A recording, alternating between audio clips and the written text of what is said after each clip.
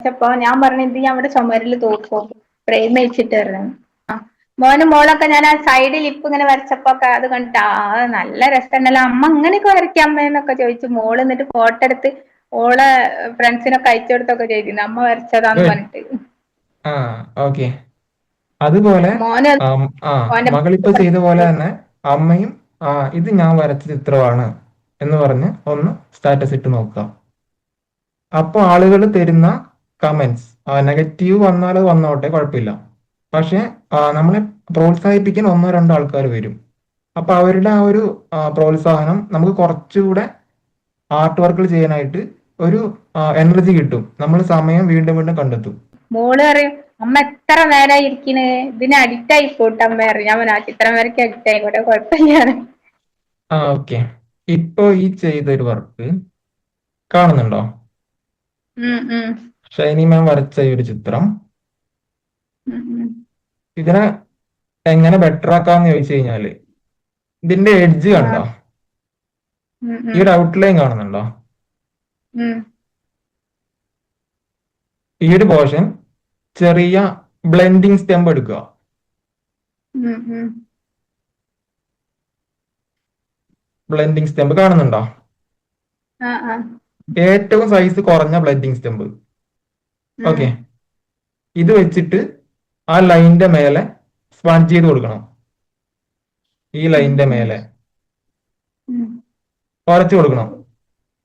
ഉം ഇവിടെ just line മാത്രം, ഔട്ട്ലൈൻ മാത്രം കാണാനായിട്ട് പാടില്ല. അപ്പൊ അത് ഫ്ലാറ്റ് ആയിട്ടിരിക്കും. ഉം ഇതിനെ ഉം കുറച്ചുകൂടെ ലൈഫ് കൊണ്ടുവരണം. അപ്പൊ ഇതിന്റെ എഡ്ജ് ഉം നമ്മൾ നല്ലപോലെ സ്മൂത്ത് ഷെയ്ഡിങ് കൊടുക്കണം. ഉം ഈ ഒരു പോർഷൻ, അതേപോലെ നോസിന്റെ ഈ ഒരു പോർഷൻ കണ്ടില്ലേ, ഉം ഉം ഇവിടെയൊക്കെ സ്മഡ്ജ് ചെയ്യണം.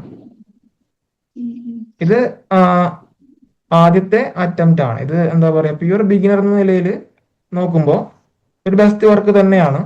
ഇതിനെ കുറ്റം പറയുന്നതല്ല, ഇതിനെ എങ്ങനെ ബെറ്റർ ആക്കാമെന്നാണ് ഞാനിപ്പോ പറയുന്നത്. ഓക്കെ, അങ്ങനെ മാത്രം കണ്ടാൽ മതി. ഇനി ഈ ലിപ് ഡ്രോയിങ് ചെയ്യുമ്പോൾ മേലത്തെ ലിപ്പ് പൊതുവെ കുറച്ചുകൂടെ ഗ്രേ ഉണ്ടാവും, കുറച്ചുകൂടെ ഡാർക്ക് ആയിരിക്കും മേലത്തെ ലിപ്പ്.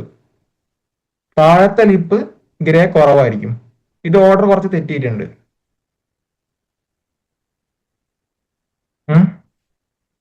അതൊക്കെ നമ്മൾ നോക്കണം. പിന്നെ അതേപോലെ തന്നെ ഫേസ് ബ്ലെൻഡ് ചെയ്യാനായിട്ട് ബ്രഷ് ഉപയോഗിക്കാം. ആ ആ ഏത് ഏത് ബ്രഷാണ് യൂസ് ചെയ്യുന്നതെന്ന് കാണിക്കാവോ? അതിവിടെ മോളെ മേക്കപ്പിന്റെ അതിലുള്ള ബ്രഷ് ആണ്. ആ ഇതങ്ങനത്തെ ഓക്കെ, മതി. പിന്നെ അതേപോലെ തന്നെ ഐറിസ് നല്ല പോലെ ഡാർക്ക് ചെയ്യണം. ഈ ഒരു ഭാഗം കണ്ടില്ലേ, 8B ഓ 10B ഓ ഉപയോഗിക്കാം. ഡാർക്ക് വേണ്ട ഭാഗം നല്ല പോലെ ഡാർക്ക് ആക്കണം. അപ്പോഴാണ് ആ വാല്യൂ കാണാനായിട്ട് പറ്റുന്നത്. ഇതിപ്പോ എല്ലാം ഏകദേശം ഒരേ കളർ ടോൺ ആണ്. മിസ്റ്റേക്സ് മനസ്സിലാവുന്നുണ്ടോ? ഇതിൽ കാണുമ്പോൾ ഇപ്പോ ഞാൻ കാണുന്ന സമയത്ത് ഏകദേശം ഒരേ കളർ ടോൺ ആണ്. അങ്ങനെ പാടില്ല. ഇതിനെ ഡാർക്ക് വേണ്ട ഭാഗത്ത് നമ്മൾ ഡാർക്ക് ചെയ്യണം. ഐറിസ് കുറച്ചുകൂടെ ഡാർക്ക് ചെയ്ത് കൊടുക്കണം. പിന്നെ അതേപോലെ തന്നെ നോസ്ട്രിൽ, ഈ മൂക്കിന്റെ ഹോള്, ഈ ഒരു ഭാഗത്തും നല്ല ഡാർക്ക് വരും. പിന്നെ ഇതിൻ്റെയൊക്കെ എഡ്ജ് ബ്ലെൻഡ് ചെയ്യണം. അതിനി പോർട്രേറ്റ് ചെയ്യുമ്പോൾ പ്രത്യേകം ശ്രദ്ധിക്കുക. ഓക്കെ, ഈ ഒരു ലെവലാണ് ഇപ്പോൾ ഷൈനി മാം ചെയ്തിട്ടുള്ളത്. അതായത് ഏകദേശം ഡ്രോയിങ്ങിന്റെ എല്ലാ ഭാഗങ്ങളും ഒരേ കളർ ടോൺ. അത് ഈ ഒരു ലെവലിലേക്ക് വരണമെന്നുണ്ടെങ്കിൽ കണ്ടില്ലേ, ഇതിൽ എന്തൊക്കെ കാര്യങ്ങൾ ശ്രദ്ധിക്കണം, ഓരോന്നും പോയിന്റ് ബൈസ് ഞാൻ ഇവിടെ എഴുതി തന്നിട്ടുണ്ട്. അത് നോക്കുക. ഇപ്പൊ പറഞ്ഞ കാര്യങ്ങളൊക്കെ തന്നെയാണ്, വായിച്ച് മനസ്സിലാക്കുക, കുറച്ചുകൂടെ ക്ലാരിറ്റി കിട്ടും. ഓക്കെ, ഫേസ് ഡ്രോയിങ്ങിന്റെ എല്ലാ ഭാഗങ്ങളും ഇതിൽ പറയുന്നുണ്ട്. ഓക്കെ, ഒരു ക്ലാരിറ്റി കിട്ടിയോ?